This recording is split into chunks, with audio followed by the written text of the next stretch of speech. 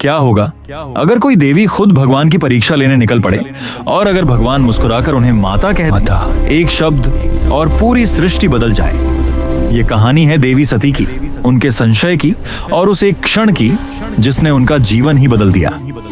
One में एक अजीब दृश्य, घना जंगल, हवा में करुणा घुली हुई थी। दूर एक राजकुमार व्याकुल होकर पुकार रहा था, सीते सीते। वो कोई साधारण मनुष्य नहीं थे, वो थे श्री राम। उनकी आंखों में आंसू थे, हाथ कांप रहे थे, हृदय टूट चुका था। उस समय श्री राम वनवास में थे, माता सीता का हरण हो चुका था और श्री राम शोक में डूबे वन वन भटक रहे थे। भगवान शिव अपने गणों सहित राम का नाम जपते हुए उनकी लीला का दर्शन कर रहे थे। शिव की आंखों में श्रद्धा, करुणा और भक्ति का सागर था। देवी सती ने यह देखा और उनके मन में विचार आया कि ये कैसे भगवान है जो अपनी पत्नी के वियोग में ऐसे विलाप कर रहे हैं। क्या यही विष्णु के अवतार हैं? उन्होंने शिव से कहा, मैं स्वयं इनकी परीक्षा लेना चाहती हूँ। शिव ने उन्हें समझाया, सती, श्री राम साक्षात नारायण हैं, उनकी परीक्षा लेना उचित नहीं। लेकिन सती का संशय बना रहा। सती ने आंखें बंद की और माता सीता का रूप धारण कर लिया। वो उसी राह पर खड़ी हो गई जहां से राम गुजरने वाले थे। राम आए, उनकी आंखों में आशा की चमक कौंधी।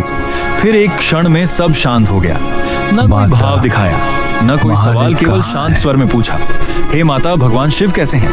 ये सुनते ही देवी सती स्तब्ध रह गई। सती समझ गईं, श्री राम ने न केवल उन्हें पहचान लिया है बल्कि यह भी जान लिया है कि उन्होंने परीक्षा लेने का प्रयास किया। लज्जित होकर सती अपने वास्तविक रूप में लौट आई।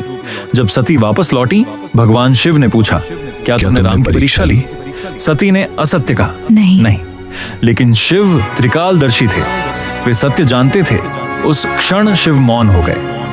उनके मन में यह बात स्पष्ट हो गई, जिसने राम की परीक्षा ली वह अब मेरे लिए वही सती नहीं रही। बाद में यही सती दक्ष प्रजापति के यज्ञ में अपमानित हुई और अपने शरीर का त्याग कर दिया।